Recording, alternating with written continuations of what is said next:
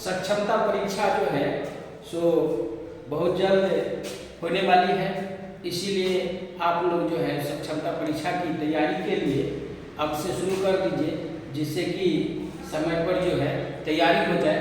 और हमारे चैनल से सक्षमता परीक्षा की तैयारी के लिए जो शुरू कर रहे हैं, आज से पहला क्लास है और सक्षमता परीक्षा की पूर्ण गारंटी होगा जो आपकी सफलता मिलेगी सक्षमता परीक्षा में। आज का जो विषय है उसमें है, हम लाए हैं आपको भारतीय राष्ट्रीय कांग्रेस के बारे में समझना है। भारतीय राष्ट्रीय कांग्रेस की जो स्थापना हुई थी ये 28 दिसंबर 1885 ईस्वी को भारतीय राष्ट्रीय कांग्रेस की स्थापना हुई थी और इसके संस्थापक थे एलन ऑक्टेवियन ह्यूम। यानी इसको शॉर्ट में कहते हैं एओ ह्यूम। ये स्कॉटलैंड के रहने वाले थे और ये जो हुआ था, ये भारतीय राष्ट्रीय कांग्रेस की जो स्थापना हुआ था, ये बम्बई के गोकुलदास तेजपाल संस्कृत विद्यालय में ये आयोजित किया गया था। इसकी स्थापना हुआ था भारतीय राष्ट्रीय कांग्रेस की स्थापना।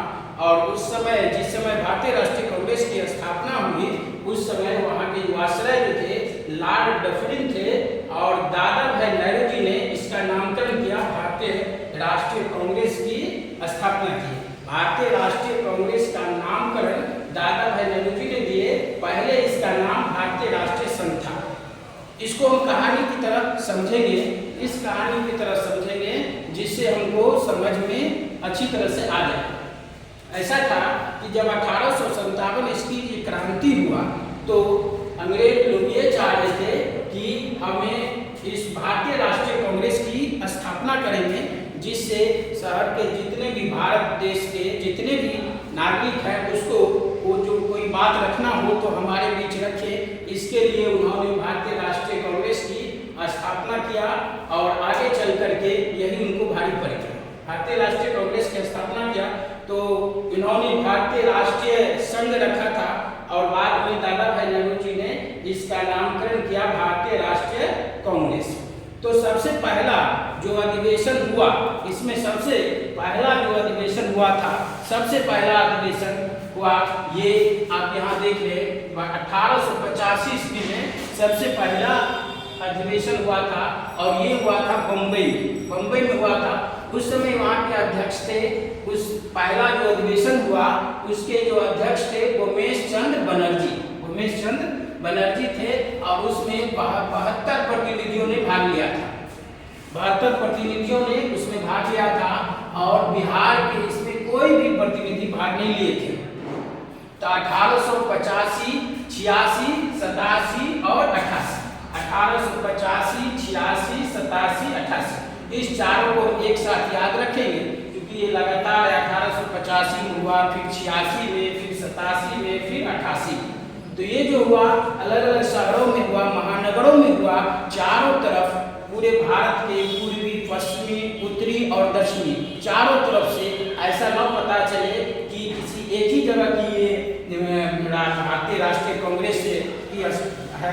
इसीलिए क्या किया, तो चारों तरफ से एक बम्बई में लिया गया पहली बार, दूसरी बार कलकत्ता में, तीसरी बार हुआ था मद्रास में और चौथी बार हुआ इलाहाबाद में। तो पहली बार जो हुआ 1885 में, उसमें उमेश चंद्र बनर्जी थे, 72 प्रतिनिधियों ने इसमें भाग लिया था। और दूसरी बार जो 1886 ईस्वी में इसका जो दूसरा अधिवेशन हुआ उसमें दादा भाई नेहरू जी इसके अध्यक्ष थे और उसमें बिहार के 31 प्रतिनिधियों ने इसमें भाग लिया। बिहार के 31 प्रतिनिधियों ने इसमें भाग लिया, जिनमें गुरु प्रसाद से, जय नारायण वाजपेयी, ईश्वरी प्रसाद और किशोरी लाल हल्दर, ये सब प्रमुख थे। तीसरा जो था अधिवेशन हुआ था 1887 ईस्वी में मद्रास में हुआ था, जिसमें बदरुद्दीन तैयब थे इसके अध्यक्ष और ये प्रथम मुस्लिम अध्यक्ष थे। प्रश्न आता है कि पहली बार प्रथम मुस्लिम अध्यक्ष कौन थे?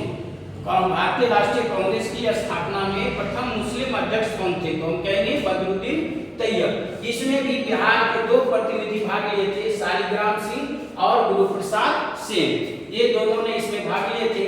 और ये चौथी बार जो हुआ इलाहाबाद में हुआ, और इसके थे जॉर्ज यूल जो प्रथम अंग्रेज अध्यक्ष थे।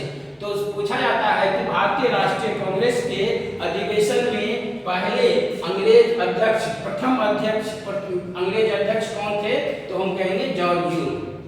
तो ये चारों जो है सो लगातार 1885, 86, 87 और 88 ये चारों में जो अधिवेशन हुआ जो महत्वपूर्ण है, जो लगातार परीक्षा में पूछा जाता है, जो भूमेश चंद्र बनर्जी ये थे, ये हिंदू थे और ये पारसी थे, और ये बदरुद्दीन तैयब जो थे मुस्लिम थे और ये ईसाई थे। तो इस तरह से ये चारों जो है धर्मों के लोगों को इसमें रखा गया।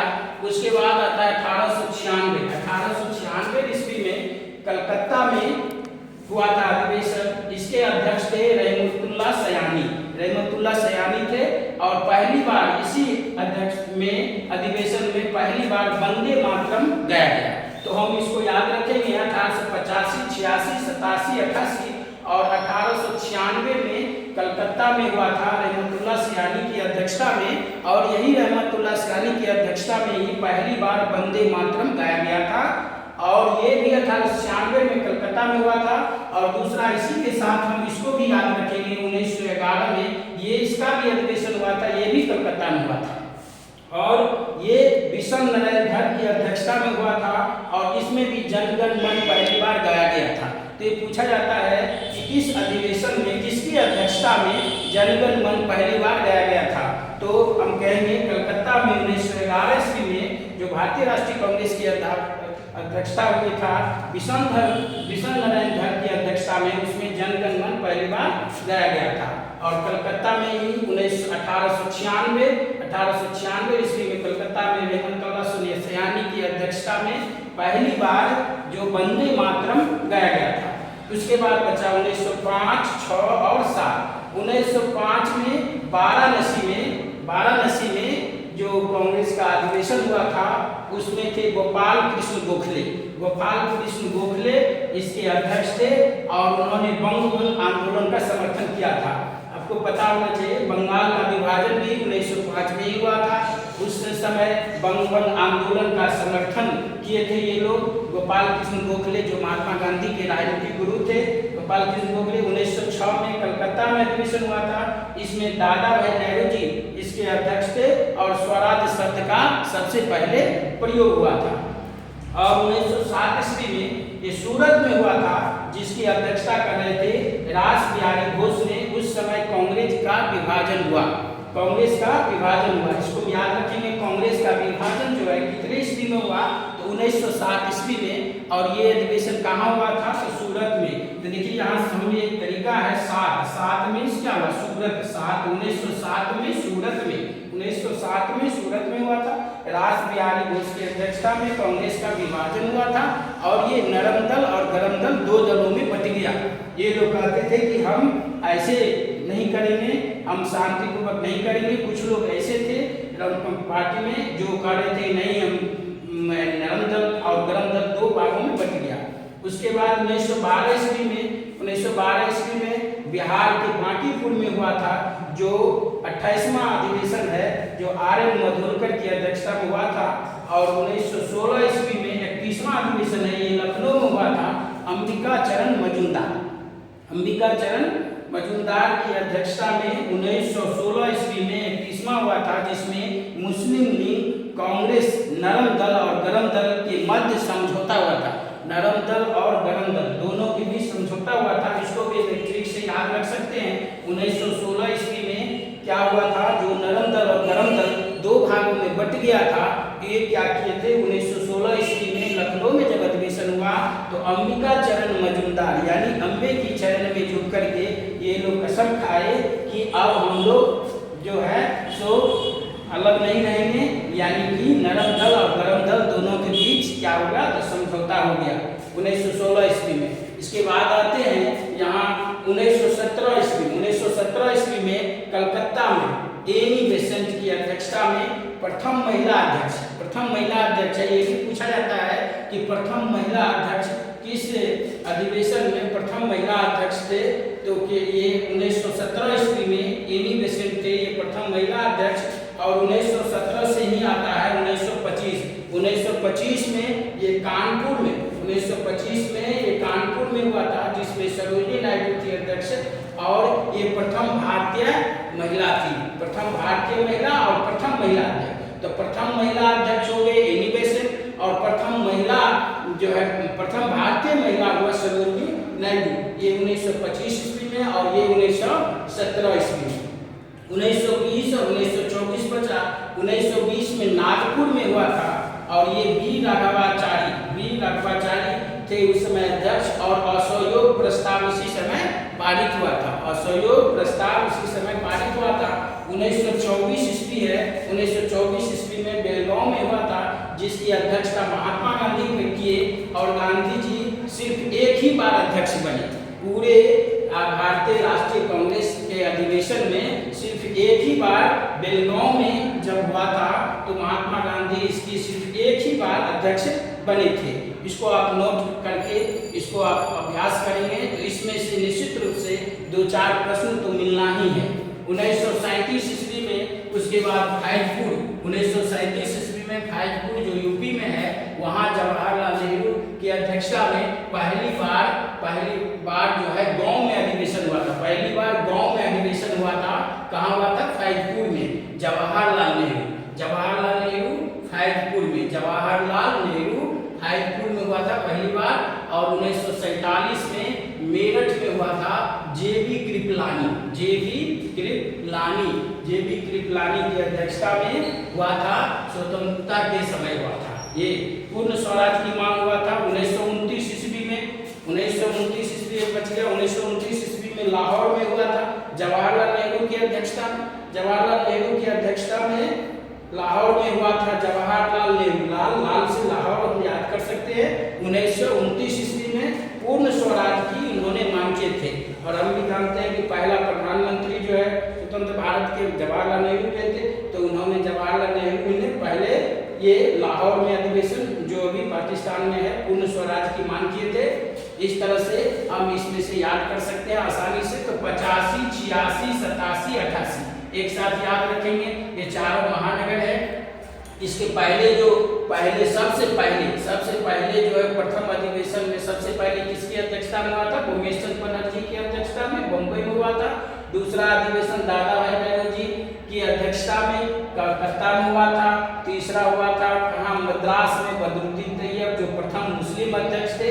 और 1988 में इलाहाबाद में जो यावजूद थे, ये प्रथम अंग्रेज अध्यक्ष थे। 1896 और 1911 ये दोनों एक साथ याद रखेंगे। 1896 और 1911। 1896 में कलकत्ता में हुआ था, और 1911 में भी कलकत्ता में ही हुआ था। तो 1896 में जो कलकत्ता में हुआ था, उसमें रहमतुल्लाह सयानी थे, और पहली बार वंदे मातरम गाया गया था। और 1911 में जो है विषम नारायण धर की अध्यक्षता में जनगण मन पहली बार गाया गया था। और 1905, 6, 7 1905 वाराणसी में थे, गोपाल कृष्ण गोखले की अध्यक्षता में बंगभंग आंदोलन का समर्थन किए थे उसी में। और 1906 ईस्वी में कलकत्ता में दादा भाई नौरोजी की अध्यक्षता में थे, स्वराज शब्द का प्रयोग किया गया था। 1907 में सूरत में हुआ था, रासबिहारी घोष की अध्यक्षता में, और कांग्रेस का विभाजन हुआ था नरम और गरम दल में। उसके बाद हम यहाँ देखे थे 1917 में कलकत्ता में हुआ था एनिवेशन, प्रथम महिला अध्यक्ष थी। प्रथम महिला अध्यक्ष और प्रथम भारतीय महिला जो अध्यक्ष थी वो सरोजिनी नायडू थी, जो कानपुर में हुआ था, प्रथम भारतीय महिला। और 1920 में असहयोग प्रस्ताव पारित हुआ था। और 1924 में बेलगांव में जो महात्मा गांधी की अध्यक्षता किए थे, और ये पहली बार सिर्फ एक बार जो है अध्यक्ष बने थे। और 1929 में लाहौर में हुआ था, जवाहरलाल नेहरू की अध्यक्षता में पूर्ण स्वराज की मांग की गई थी। तो इस तरह से इसे हम याद रखेंगे। इसमें अगर हम याद करें, स्वतंत्रता के समय जेबी कृपलानी की अध्यक्षता मेरठ में हुआ था 1947 ईस्वी में। इस तरह से हम याद रखेंगे तो 2-4 प्रश्न तो इसमें निश्चित रूप से मिल सकता है, आ जाएगा इसमें से, तो आप बना सकते हैं। ठीक है, धन्यवाद। फिर अगले वीडियो में हम देखेंगे इससे आगे। तब तक के लिए इसको नोट बना करके आप इसे अभ्यास कीजिए। ठीक है।